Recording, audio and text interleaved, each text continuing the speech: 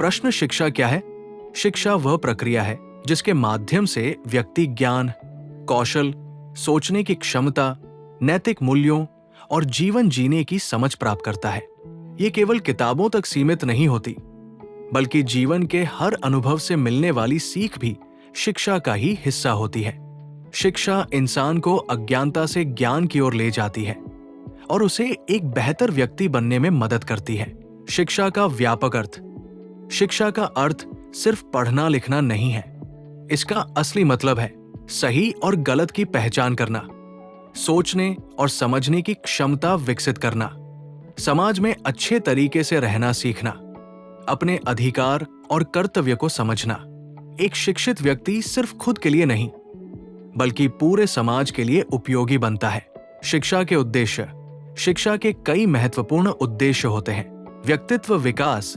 शिक्षा व्यक्ति के अंदर आत्मविश्वास, अनुशासन और जिम्मेदारी की भावना पैदा करती है। ज्ञान प्राप्ति।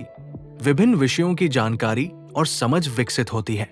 नैतिक मूल्य, ईमानदारी, सम्मान और सहानुभूति जैसे गुण सिखाती है। रोजगार के अवसर। शिक्षा व्यक्ति को आत्मनिर्भर बनाती है और अच्छे रोजगार के अवसर देती है। समाज का विकास। शिक्षित समाज ही आगे बढ़ता है और देश को प्रगति की ओर ले जाता है। शिक्षा के प्रकार। औपचारिक शिक्षा, फॉर्मल एजुकेशन, स्कूल, कॉलेज और विश्वविद्यालय में दी जाने वाली शिक्षा।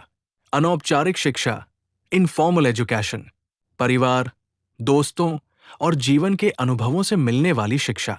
गैर औपचारिक शिक्षा, नॉन फॉर्मल एजुकेशन, जैसे open school, online course, training आदि। आधुनिक समय में शिक्षा का महत्व। आज के समय में शिक्षा का महत्व और भी बढ़ गया है। डिजिटल तकनीक के कारण शिक्षा आसान और सुलभ हो गई है। ऑनलाइन क्लास, मोबाइल ऐप और इंटरनेट से सीखना आसान हुआ है। शिक्षा अब सिर्फ डिग्री तक सीमित नहीं, बल्कि स्किल, कौशल पर भी ध्यान दिया जा रहा है।